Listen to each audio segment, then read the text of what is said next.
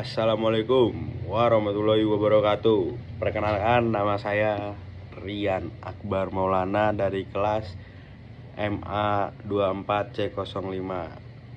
Di sini saya ingin berpendapat tentang bangkrutnya PT GNI, Sanken, Sritek, dan Yamaha Musik.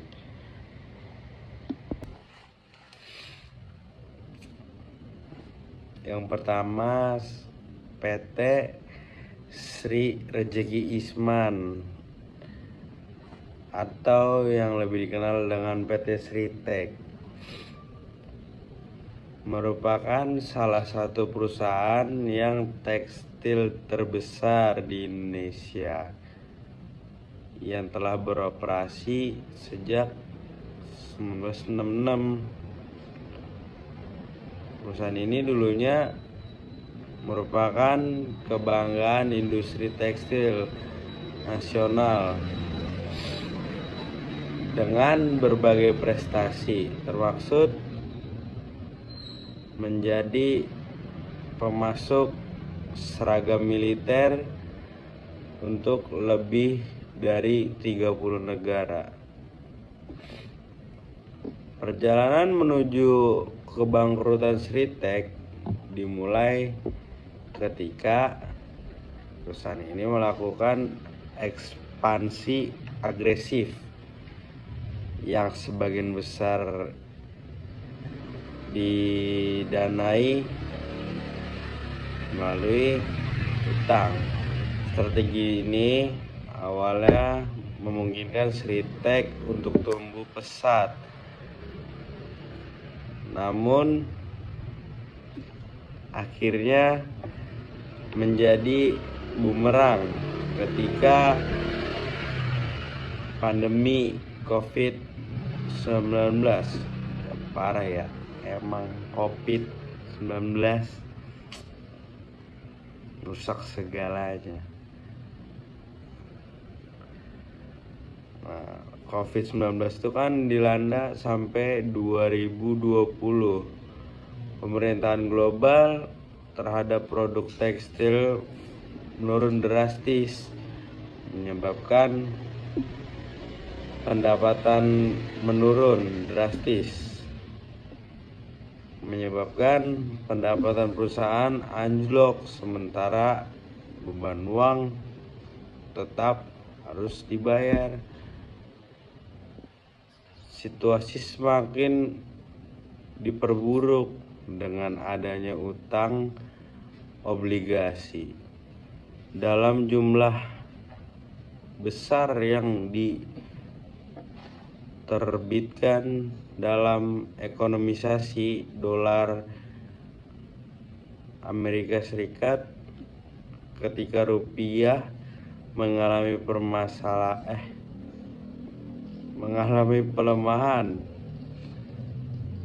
Beban pembayaran utang dalam mata uang asing ini menjadi semakin berat, meskipun manajemen Sritek berusaha melakukan negosiasi dan para kreditur. Kesulitan likuiditas yang dihadapi terlalu besar hingga akhirnya perusahaan memasuki proses PKPU. Ya, kalau yang nggak tahu, PKPU itu penundaan kewajiban pembayaran utang. Kasus Sritek ini memberikan pembelajaran penting tentang resiko ekspansi berbasis utang dan pentingnya manajemen resiko mata uang.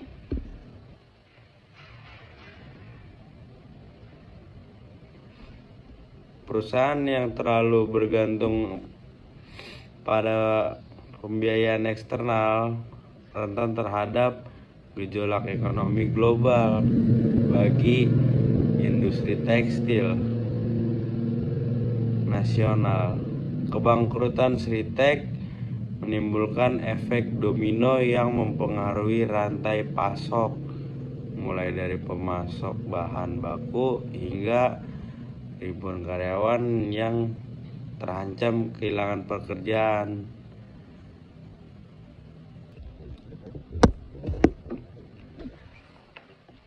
Nah, di kedua itu kita ada PT Sanken Elektronik. PT Sanken produsen elektronik rumah tangga. Masyarakat Indonesia selama bertahun-tahun produk-produk Sanken seperti kulkas, mesin cuci, dan AC menjadi pilihan banyak rumah tangga Indonesia berkat reputasi ketahanannya dan jaringan layanan para purna jual yang luas.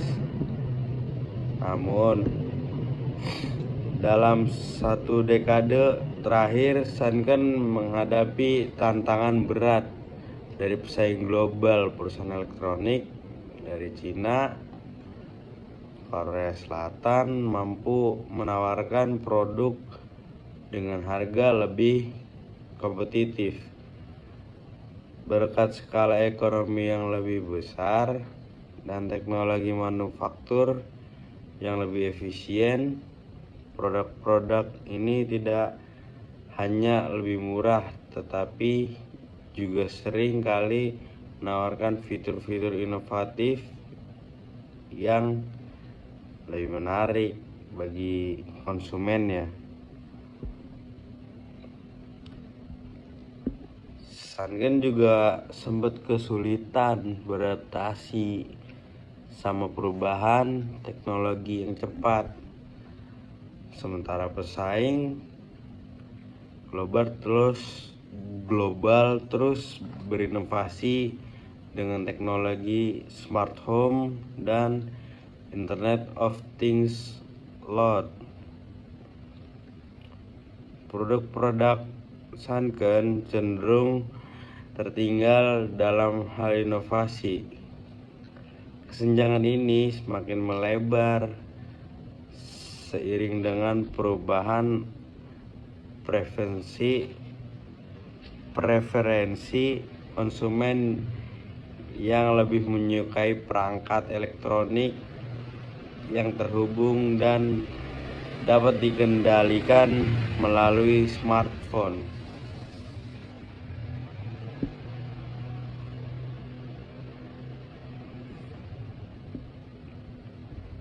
Biaya produksi yang tinggi juga menjadi masalah serius bagi Sanken. Sebagai produsen lokal, perusahaan ini harus mengimpor banyak komponen elektronik dari luar negeri yang membuat struktur biaya kurang kompetitif dibandingkan produsen global yang memiliki rantai pasok terintegrasi. Situasi ini diperburuk dengan meningkatnya belanja online yang membuat konsumen lebih mudah membandingkan harga dan fitur produk sehingga mereka seperti Sanken semakin terdesak. Kebangkrutan Sanken menggambarkan dilema yang dihadapi industri elektronik lokal di Indonesia. Bagaimana bersaing dalam pasar global sambil tetap mempertahankan basis produksi lokal yang memberikan lapangan kerja bagi masyarakat Indonesia.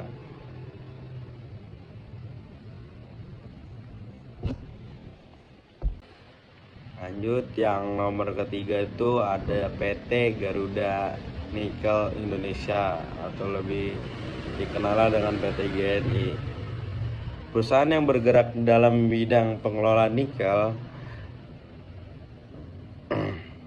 salah satu mineral strategis Indonesia, didirikan dengan visi untuk mendukung program hilirisasi mineral. Pemerintah Indonesia GNI bertujuan untuk mengelola biji nikel menjadi produk setengah jadi atau jadi yang memiliki nilai tambah lebih tinggi.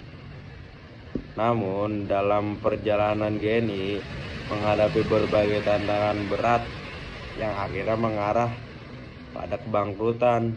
Salah satu masalah utama adalah fluktuasi harga nikel di pasar global. Komoditas ini dikenal dengan sangat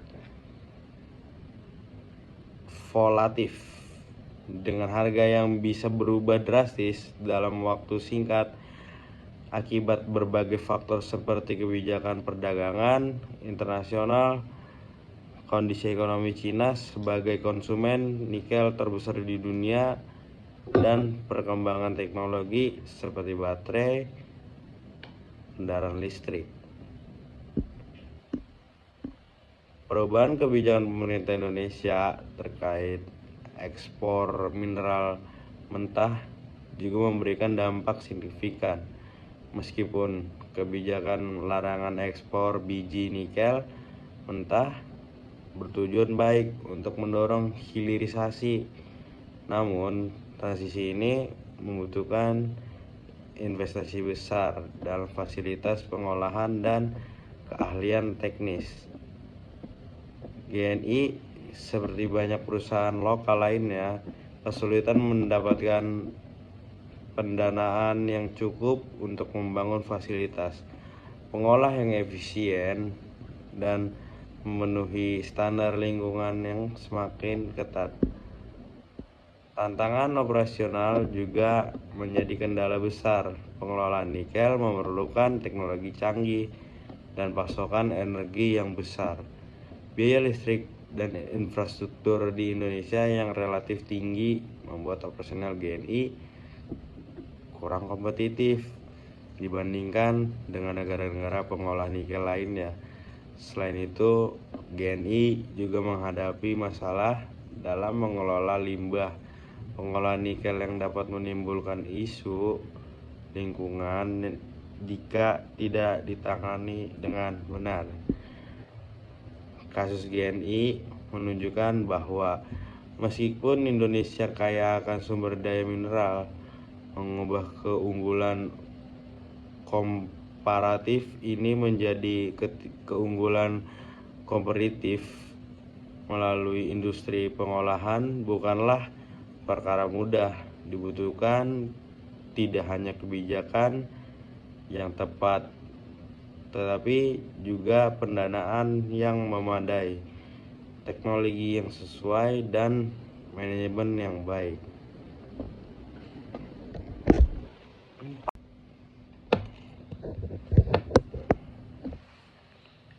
Yang keempat, Yamaha Musik Indonesia atau lebih banyak dikenal tuh YMMI.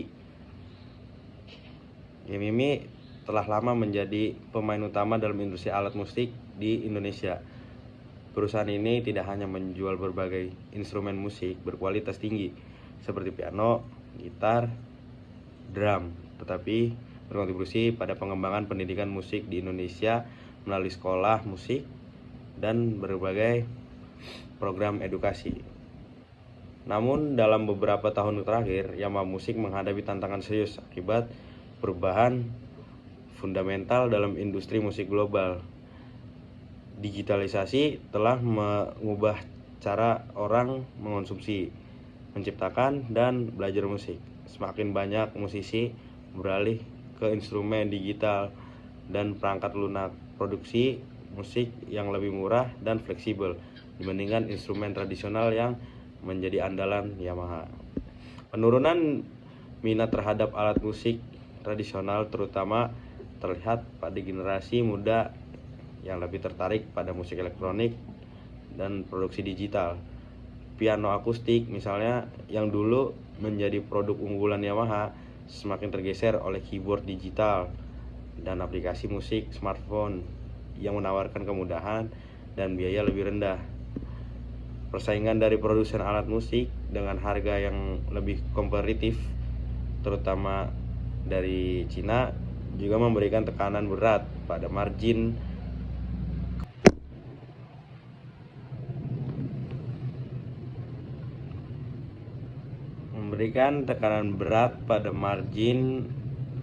keuntungan Yamaha.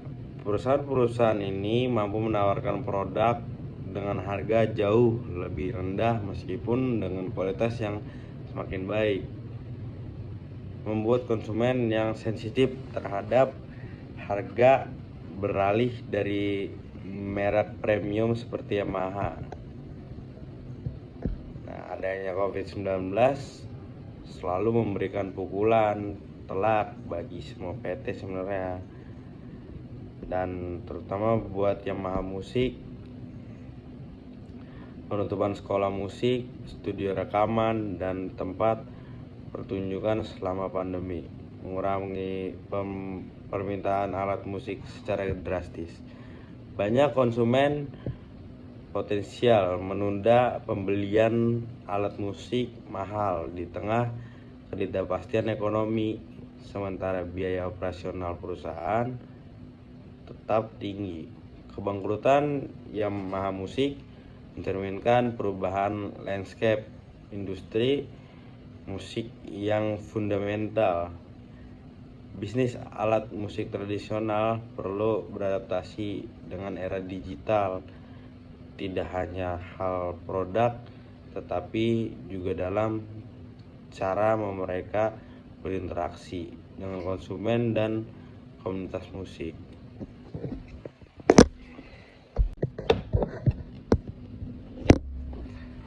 Dari analisis keempat perusahaan tersebut, kita dapat mengidentifikasi beberapa pola umum yang mengarah kepada kebangkrutan. Pertama, sebuah perusahaan ini menghadapi disrupsi teknologi atau perubahan pasar yang fundamental. Sritek terhantam oleh perubahan rantai pasok global dan pandemi. Sanken tidak mampu bersaing dengan inovasi produk elektronik global. GNI berjuang dengan volatilitas pasar komoditas dan transformasi industri pengolahan mineral. Sementara Yamaha Musik tergerus oleh digitalisasi industri musik. Kedua, struktur yang tidak berkelanjutan menjadi faktor penentu dalam beberapa kasus. Sritek misalnya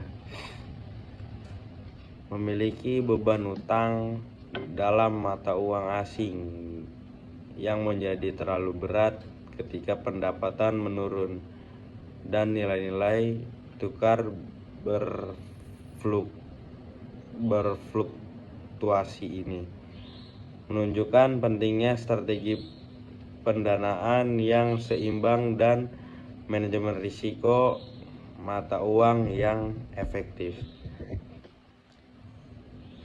Kegagalan dalam beradaptasi dan perubahan perilaku konsumen juga menjadi penyebab signifikan, baik Sanken maupun Yamaha gagal menyesuaikan strategi produk dan pemasaran mereka dengan preferensi konsumen yang berubah. Sementara perusahaan yang lain lebih adaptif, mampu merebut bangsa pasar.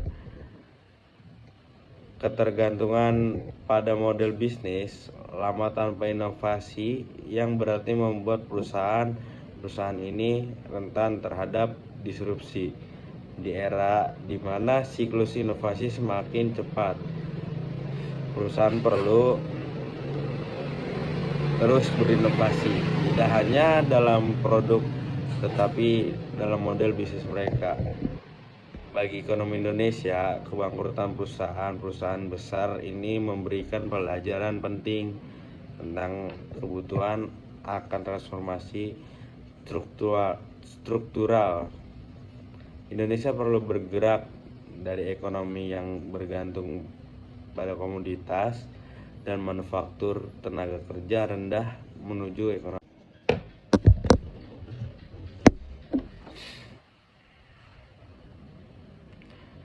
komoditas dan manufaktur tenaga kerja rendah menuju ekonomi berbasis pengetahuan dan inovasi. Untuk investor dan pemangku kepentingan, kasus-kasus ini meningkatkan pentingnya diversifikasi portofolio dan kewaspadaan terhadap tanda-tanda awal kesulitan keuangan perusahaan. Transparansi dalam pelaporan keuangan dan tata kelola perusahaan yang baik menjadi semakin penting untuk mendeteksi masalah sebelum berkembangnya menjadi krisis.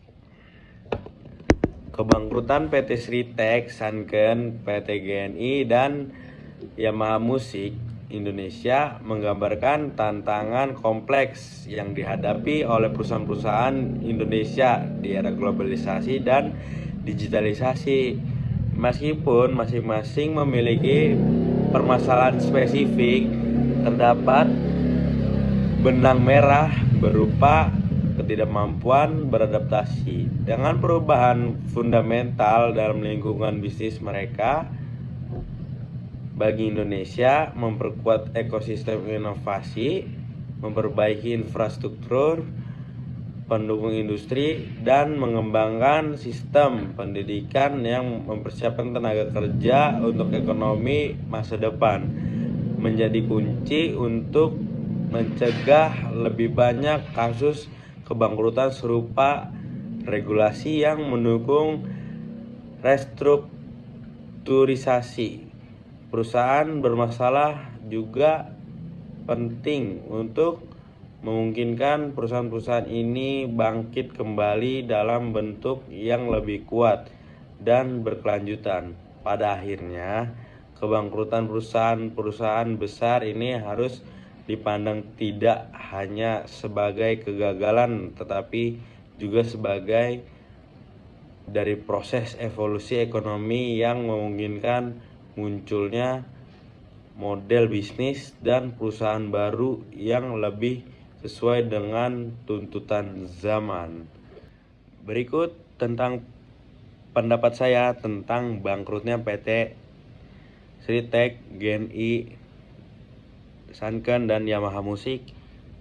Cukup sekian. Wassalamualaikum warahmatullahi wabarakatuh.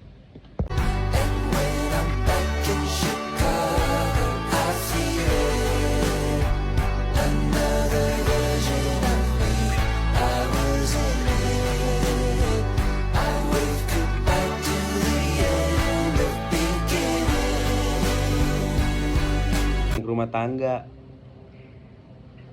masyarakat Indonesia selama bertahun-tahun, produk-produk Sanken seperti kulkas, mesin cuci,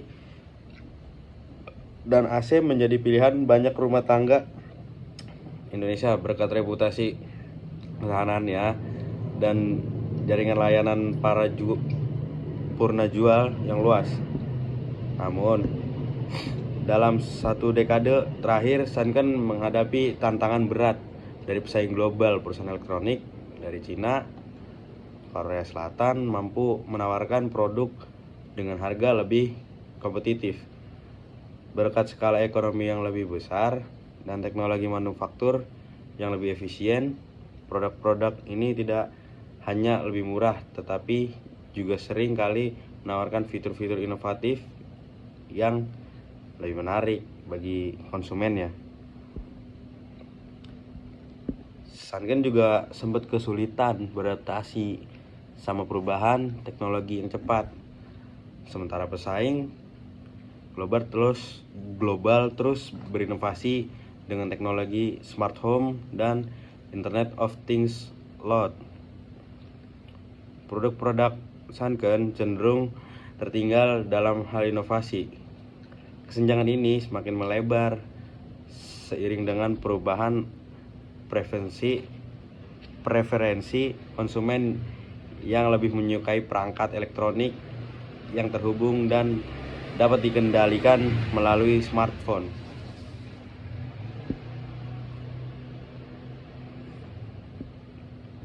Biaya produksi yang tinggi juga menjadi masalah serius bagi Sanken. Sebagai produsen lokal, perusahaan ini harus mengimpor banyak komponen elektronik dari luar negeri yang membuat struktur biaya kurang kompetitif dibandingkan produsen global yang memiliki rantai pasok terintegrasi.